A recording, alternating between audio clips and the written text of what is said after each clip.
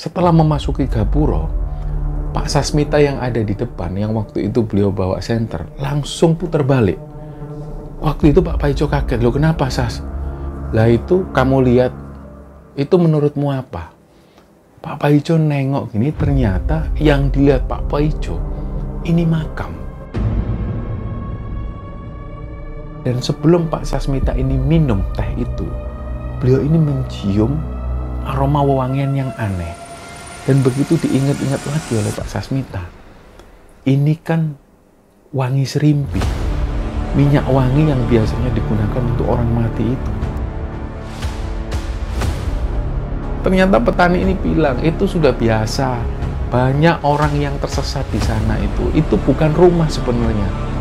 Itu sebuah tempat pertapaan di sini. Banyak orang-orang yang nyasar kayak jenengan ini.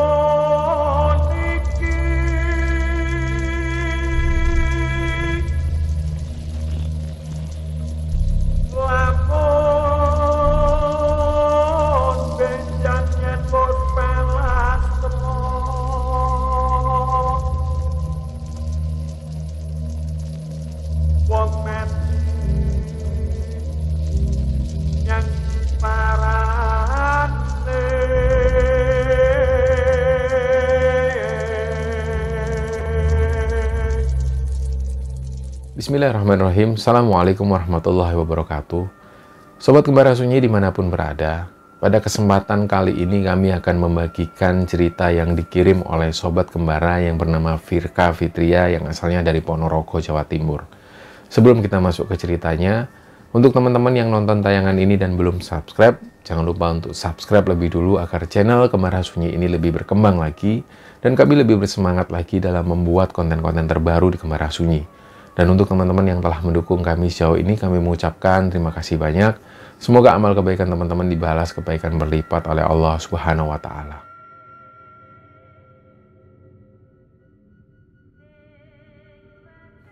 Di episode kali ini, teman-teman, kami akan menceritakan sebuah cerita yang dikirim oleh Sobat Kembara yang bernama Firka Fitria. Jadi Fitria ini sekarang berdomisili di Hong Kong.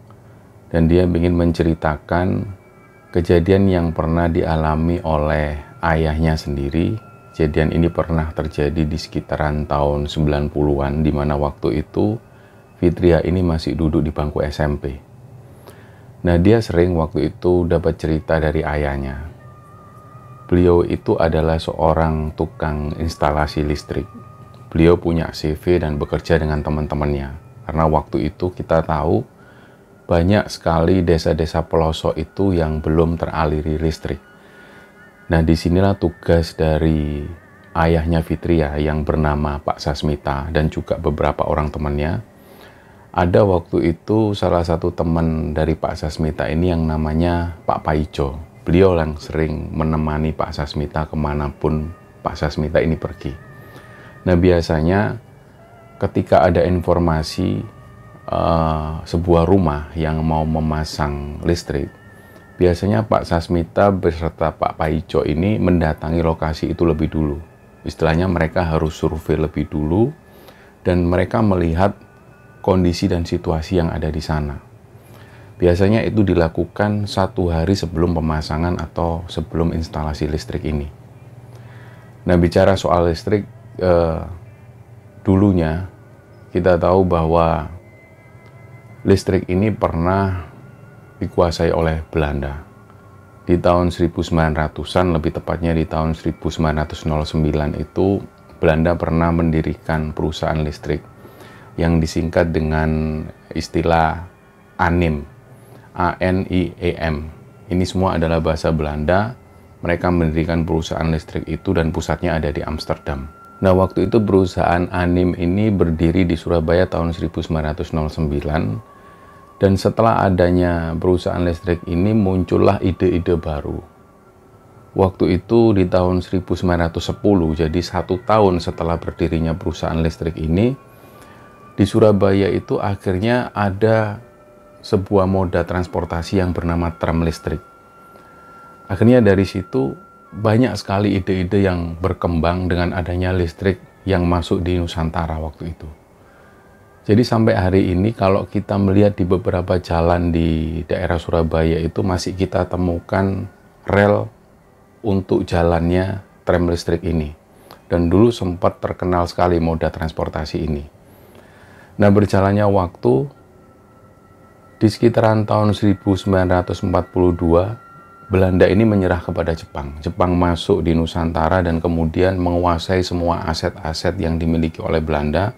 Dan hal itu terjadi sampai di sekitaran tahun 1945 ketika negeri ini memproklamasikan kemerdekaannya. Nah, setelah itu mulailah dikuasai oleh pemerintahan Indonesia. Dan sampai pada akhirnya di sekitaran tahun 1965 mulailah terbentuk PLN ini. Jadi sebelumnya belum ada nama PLN. Dan sampai hari ini kita kenal perusahaan listrik negara yaitu PLN. Nah, kembali ke cerita ke Pak Sasmita itu. Nah, beliau ini sering mendapat informasi ada banyak sekali warga itu yang ingin masang listrik. Jadi waktu itu memang suasananya di desa terutama masih banyak sekali yang belum teraliri listrik. Nah, inilah tugas Pak Sasmita beserta teman-temannya. Suatu kali, Pak Sasmita ini dapat info ada warga yang ingin melakukan pemasangan listrik. Nah, desa ini sangat terpencil sekali. Dari tempat Pak Sasmita ini tinggal di daerah Ponorogo itu, jarak yang ditempuh itu sekitar 1 jam perjalanan. Seperti biasa, waktu itu Pak Sasmita ini mengajak Pak Paijo. Mereka berdua naik motor lebih dulu untuk mensurvei lokasi. Berangkatlah mereka, ternyata karena waktu itu malam hari di sekitaran jam 7:30. Mereka awalnya juga kaget karena alamat yang mereka tuju ini harus melewati ladang-ladang penduduk, di mana kanan kiri ini adalah ladang tebu dan juga ladang jagung. Nah, Pak Sasmita ini sempat tanya ke temannya Pak Paijo itu, "Jo, ini bener apa Jo jalannya kok kayak gini? Gelap sekali nih, nggak ada listrik, cuma ngandelin lampu dari sepeda motor." Nah, Pak Paijo menjelaskan, "Iya kayaknya bener, soalnya ancer-ancernya ini." Nah, di zaman-zaman itu memang banyak orang-orang itu yang menyebutkan alamat hanya dengan ancer-ancer. Misalnya mereka menyebutkan nanti masuk aja di desa ini, ketemu ladang jagung, lurus, belok kanan dan lain sebagainya. Selalu seperti itu. Jadi mereka hanya mengandalkan ancer-ancer ini. Nah, menurut orang yang ngasih alamat ini, memang untuk menuju ke lokasi rumahnya itu harus melewati ladang-ladang tebu dan ladang-ladang jagung. Jadi waktu itu Pak Paijo meyakinkan lagi ke Pak Sasmita, sudah terus saja lanjut, memang ini jalannya. Masuklah semakin dalam mereka dan semakin jauh dari pemukiman penduduk. Tiba-tiba di tengah sawah, di tengah ladang itu, beliau berdua ini melihat ada sebuah warung kopi di tengah-tengah ladang yang gelap itu. Nah, di satu sisi mereka senang karena ada orang yang bisa ditanya. Tapi yang kedua, mereka juga berpikir hal lain. Kok ada di tengah ladang seperti ini orang nongkrong di tengah ladang dan kok ada warung? Nah, akhirnya waktu itu Pak Sasmita ini nyuruh Pak Paijo, "Jo, kamu aja yang turun, kamu yang tanya." "Yo jangan gitu, kita tanya berdua aja." "Ya sudahlah, kita parkir dulu motor di sini." Motor mereka matikan, mereka parkir di tepi ladang. Dan mereka harus jalan sekitar 20 meteran. Pas waktu itu mereka mendekati warung, beberapa orang yang ada di warung ini sempat tanya ke Pak Sasmita dan Pak Paijo, "Jenengan badetan pundi, Pak? Kalian ini mau kemana?" Ada satu bapak-bapak. Di situ banyak sekali orang yang duduk-duduk ngopi sambil bercanda, sambil ngobrol, seperti layaknya warung. Nah, Pak Sasmita menjelaskan, "Niki Pak, badetan alamat niki." Lah, ancer-ancernya itu memang lewat sini, melewati ladang jagung, ladang tebu. Katanya kalau sudah dari sini tinggal lurus terus belok kiri. Terus si orang ini yang ada di warung itu menjelaskan, oh nggih bener. Lah wong kita ini semua tinggal di sana kok, bener. Itu nanti menuju rumah kami, Pak. Lurus aja, terus belok kiri, sudah sampai tempatnya di sana. Oh nggih pun matur nuwun. Seneng lah waktu itu Pak Sasmita dan Pak Paijo. Mereka akhirnya mengendarai motornya lagi, mereka melanjutkan perjalanan. Mengikuti arahan dari orang yang ada di warung tadi, mereka lurus. Dan di situ ada pertigaan, mereka ambil ke arah kiri. Nah begitu mereka ambil ke arah kiri, ini jalannya semakin gelap. Nggak ada rumah sama sekali. Kanan kiri ini hutan.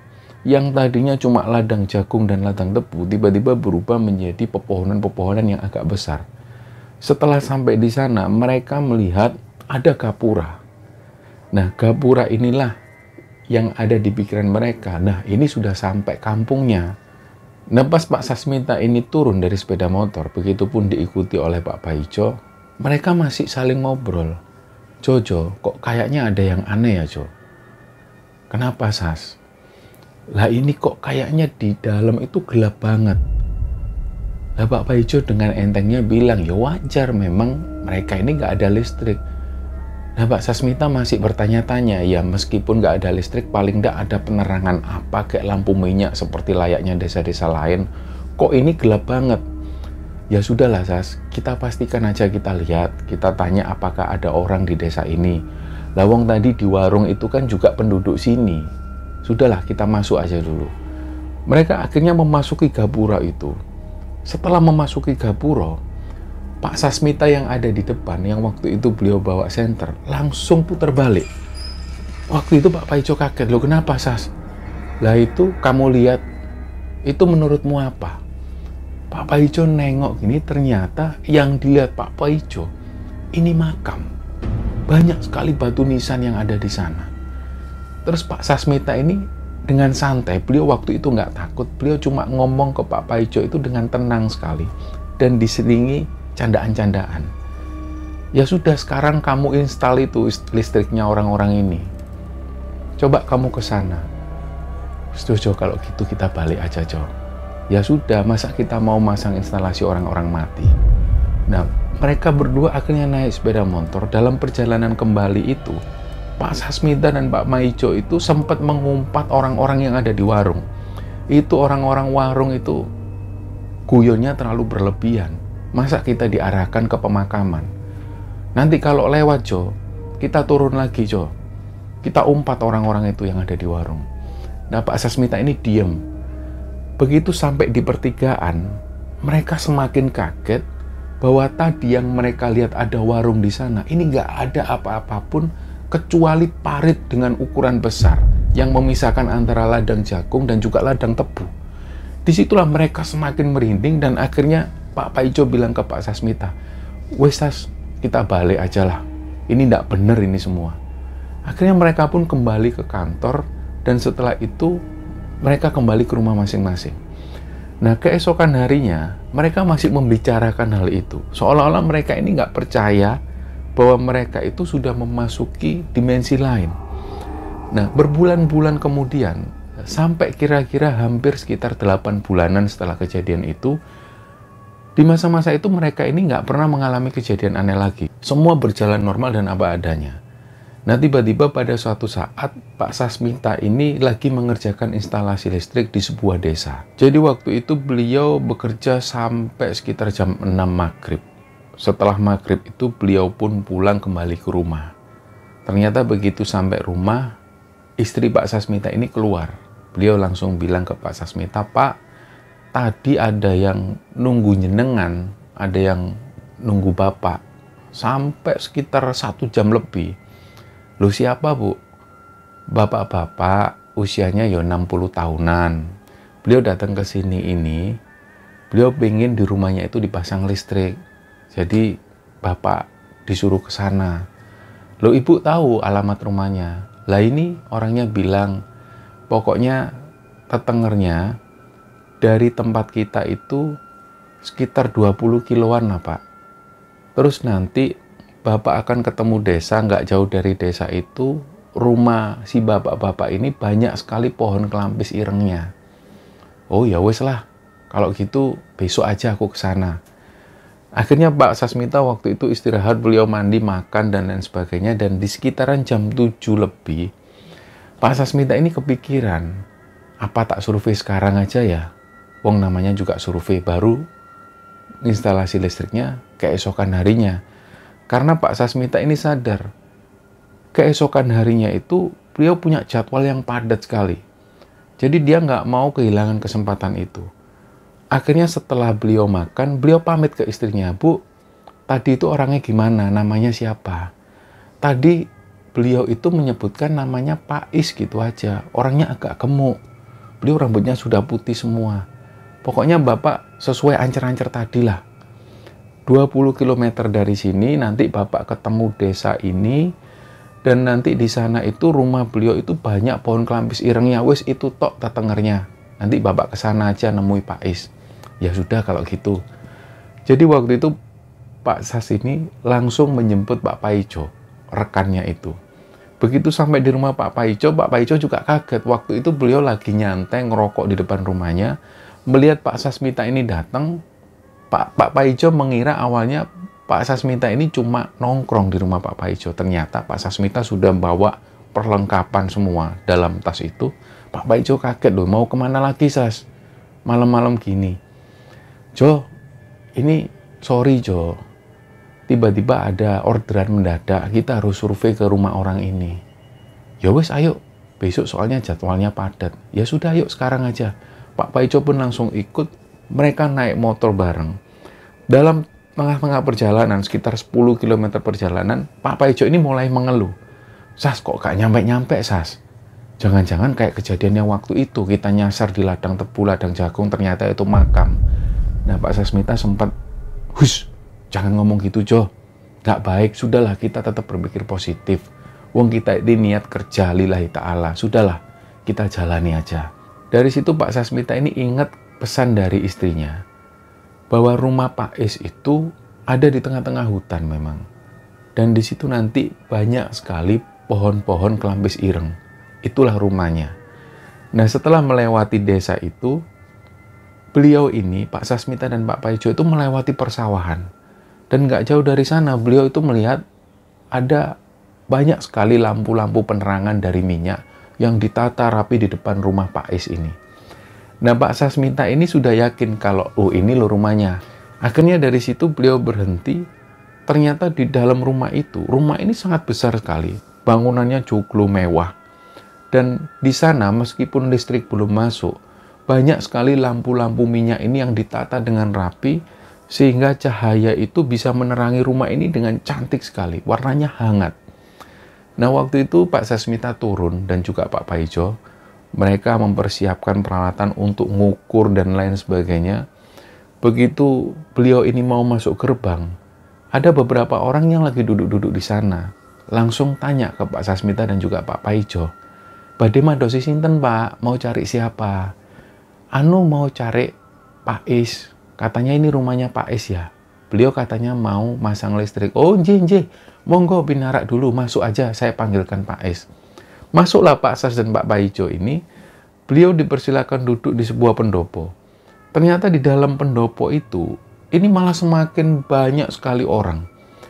Sepertinya menurut Pak Is dan juga Pak Paijo waktu itu, orang-orang ini sepertinya bukan keluarga dari Pak Is. Mereka ini seperti orang jauh yang sengaja datang ke sana untuk main ke rumah Pak Is ini, pemilik rumah. Jadi banyak sekali anak-anak yang bermainan ke sana kemari. Bahkan waktu itu Pak Sasmita ini sempat melihat ada beberapa orang itu yang nonton TV. Nah, di situ timbul pertanyaan. Ini rumah ini katanya mau dipasang listrik. Tapi kok sudah ada yang bisa nonton TV? Nah, ada pendapat positif dari Pak Sas. Mungkin yang punya rumah ini pakai genset atau aki lah.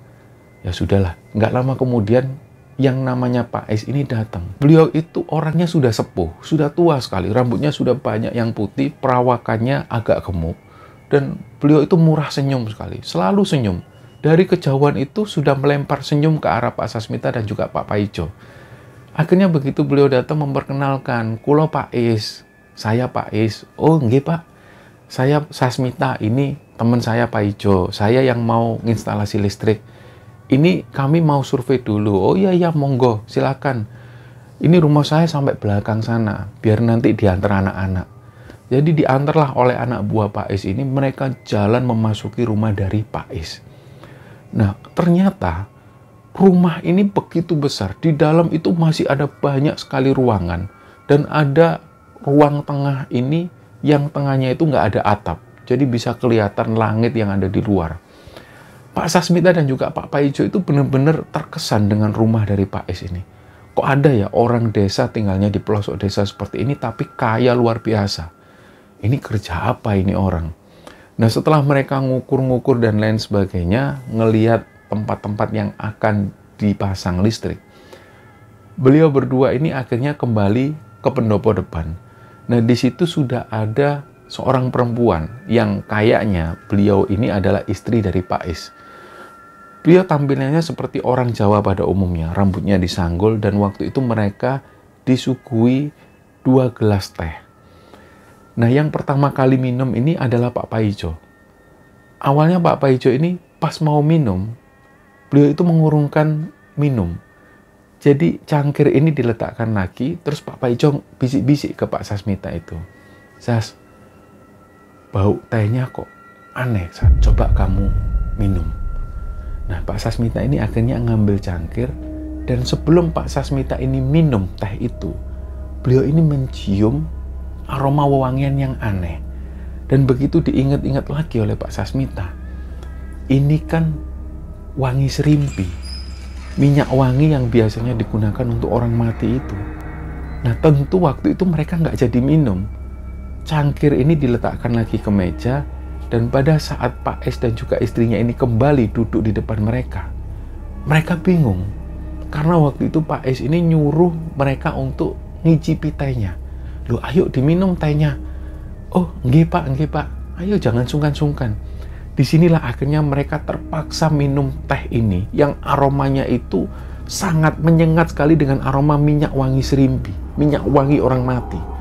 Jadi waktu itu kelihatan sekali wajah Pak Paijo itu terlihat ketakutan dan sesekali ngelirik ke arah Pak Sasmita. Dan waktu itu Pak Sasmita masih ngelihat Pak Paijo. Begitu Paijo ini minum teh tersebut, barulah Pak Sasmita juga terpaksa ikut minum teh. Mereka hanya minum 1-2 teguk. Kemudian teh ini diletakkan lagi. Dan mulailah mereka ngobrol. Dan pada saat obrolan itu Pak Sasmita bilang ke Pak Is, pemilik rumah, Pak, ini kami sudah cek semua. Besok sekitar jam 11 siang kami ke sini. Karena dari pagi kami ini banyak kerjaan. Harus instalasi listrik ke desa-desa yang lain. Oh iya, enggak masalah. Ini saya kasih uangnya dulu ya. Oh, enggak usah Pak, besok aja sekalian. Oh ya sudah, nggih pun. Mereka pun pamit. Nah, pas pamit ini, mereka itu sempat diantar oleh Pak Is dan juga istrinya sampai keluar gerbang. Sampai Pak Sasmita dan juga Pak Paijo ini menaiki sepeda motornya, dan mereka ini pun pergi. Nah, pada saat di tengah perjalanan belum jauh, Pak Sasmita ini bahkan sempat noleh ke belakang. Pak Is dan juga istrinya ini masih ada di sana sambil melambaikan tangan. Nah, dalam perjalanan itu Pak Sasmita ini sempat berpikir, kok baik banget ya orang-orang itu ya. Padahal bisa saja mungkin pegawainya atau anak buahnya yang disuruh mengantar ke depan. Tapi ini pemilik rumah sendiri. Padahal beliau ini orang kaya. Jadi betapa takjubnya waktu itu Pak Sasmita dan juga Pak Paijo dengan kepribadian Pak Is dan juga istrinya ini. Nah, keesokan harinya, mereka sudah bersiap di sekitar jam 7 pagi. Dan setiap kali ada pemasangan listrik, mereka itu selalu menggunakan mobil untuk transportasi mereka. Beda dengan survei, waktu survei, Pak Sas dan juga Pak Paijo ini lebih memilih transportasi sepeda motor. Tapi untuk pemasangan listrik, apalagi di hari itu jadwal mereka ini padat, mereka harus menggunakan mobil. Semua perlengkapan dan lain sebagainya sudah dimasukkan dalam mobil. Berangkatlah mereka waktu itu menuju ke pelosok-pelosok desa. Nah, sekitar jam 11 siang, mereka menuju ke rumahnya Pak Is. Setelah melewati desa terakhir, mereka melewati persawahan dan juga ladang-ladang penduduk. Di sana, mereka ini heran. Karena waktu itu mereka sama sekali belum melihat tanda-tanda adanya rumah Pak Is. Jadi di situ masih banyak sekali persawahan. Akhirnya mereka waktu itu putar balik. Nah, karena jalan ini juga susah, mereka beberapa kali itu sempat terperosok dan hampir masuk ke sawah. Karena jalan itu memang susah. Akhirnya setelah beberapa kali dicoba, mereka berhasil putar balik dan mencari lagi keberadaan rumah Pak Is. Kayaknya bukan ini, Jo, jalannya, Jo. Kemarin itu kan malam. Kita nggak bisa ngelihat secara jelas. Kayaknya bukan ini. Nah, Pak Sasmita yakin, enggak, aku yakin lewat sini memang. Lewat sini. Aku tahu betul karena di sana itu banyak pohon-pohon kelampis ireng. Nah, ketika mereka putar balik dan gak lama kemudian mereka masih belum juga menemukan rumah Pak Is. Kejadian itu berulang-ulang sampai sekitar 45 menit dan total mereka ini sudah putar balik sekitar hampir 4-5 kali. Nah, waktu itu ternyata ada beberapa orang yang memperhatikan mobil Pak Sas dan juga Pak Paijo ini putar balik. Bolak-balik mereka mondar-mandir. Dan ternyata ada beberapa petani yang di sana ini memperhatikan. Jadi begitu mereka putar balik lagi, nah seorang petani ini naik dari sawah dan dia menyapa Pak Sas yang ada dalam mobil. Pak Sas pun berhenti, beliau turun dari mobil. Seorang petani ini tanya, jenengan ini badetan pundi? Mau kemana? Kok saya perhatikan dari tadi mondar-mandir belum juga menemukan yang dituju. Nah, Pak Sas menjelaskan, ngeten loh Pak, kami mau cari rumahnya Pak Is. Nah, rumahnya ini kemarin itu ada di sekitar sini, yang saya ingat. Apa mungkin kami ini salah jalan? Nah, si petani ini ketawa kecil, walah. Lambok ngomong dari tadi kalau cari rumah itu, rumahnya banyak pohon kelampis irengnya. Lah, nggih Pak, bener Pak, kata Pak Sis, seneng kan.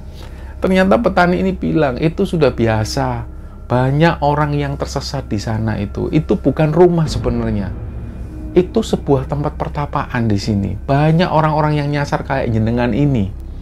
Kapan hari itu bahkan ada beberapa material-material yang datang. Katanya ada yang pesan, mereka mau bangun rumah. Lawang di sini ini tidak ada apa-apa. Mereka sering mengalami kejadian itu dan sekarang ini bapak ini. Jadi nggak hanya bapak yang ngalamin itu, di sana itu nggak ada rumah Pak. Banyak orang yang nyasar ke sini dengan hal-hal yang seperti itu. Nah, Pak Sasmita dan Pak Paijo nggak percaya. Loh, enggak kok Pak, ada rumahnya. Mungkin kami ini salah jalan. Wes toh, percaya sama saya, kata petani ini. Tempatnya ada di sana. Itu jenengan bisa lihat banyak pohon-pohon kelampis ireng. Lah di situ tempatnya. Itu di sini sudah biasa, banyak pejabat-pejabat itu yang sengaja datang ke sini supaya mereka itu bisa langgeng terus jabatannya. Lah tempat ini memang tempat untuk digunakan semedi orang-orang. Gak ada rumah yang jenengan maksud, gak ada. Kejadian ini sudah sering dialami, sudah saya gak kaget. Nah, saran saya sudahlah, jenengan ini pulang aja, gak ada rumah Pak Is itu, gak ada. Mereka itu sampai tetap penasaran. Pak Paijo dan Pak Sas ini nggak percaya dengan kata-kata dari petani ini.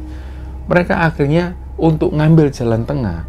Mereka pun akhirnya putar balik dan mereka kembali ke kantor. Begitu sampai di sana, Pak Sas dan juga Pak Paijo ini diskusi lagi. Gimana kalau kita ke sana lagi aja, Sas? Mungkin tadi kita salah jalan. Ya wis lah, habis makan siang kita ke sana lagi. Akhirnya setelah makan siang, mereka coba lagi mendatangi tempat itu. Jadi mereka pelan-pelan, setelah melewati desa terakhir itu, Pak Sas mengingat betul. Mereka berdua ini sengaja untuk melajukan mobilnya itu pelan sekali, supaya mereka bisa membaca jalan, dan setelah melewati jalan itu, nah mereka kaget karena petani yang tadi sempat ngobrol dengan mereka, ini ternyata ada di sana dan posisi petani ini lagi duduk-duduk bersama temannya di pinggir sawah dan sambil ngerokok. Mengetahui mobil Pak Sas, seorang petani ini berdiri lagi dan menghampiri Pak Sas lagi. Lah kok kesini lagi jenengan? Iya Pak, saya ini masih penasaran, soalnya rumahnya ada di sana. Wes toh, percaya sama kami ini. Itu loh, orang-orang yang ada di sini ini tahu semua. Itu bukan rumah Pak, itu tempat pertapaan. Itu tempatnya orang-orang semedi dan lokasi paling angker di sini. Orang-orang menyebutnya ini kelampis ireng karena banyak pohon kelampis ireng yang tumbuh di sini. Sudah jenengan pulang. sudah jangan dipikiri kemarin jenengan ngelihat apa, sudah dilupakan aja. Akhirnya dari situ mereka pun pasrah. Mereka mengendarai mobilnya dengan pelan dan masih nggak habis pikir bahwa mereka berdua pada malam itu ini mendatangi rumah siapa. Kenapa kok di siang harinya mereka nggak melihat lagi rumah ini? Dan kejadian inilah yang membuat Pak Paijo dan juga Pak Sasmita itu jadi berpikir keras. Apakah mungkin pada malam itu mereka memasuki dimensi lain? Dan apakah waktu itu mereka berdua ini sudah memasuki alam gaib yang ada di Kelampis Ireng?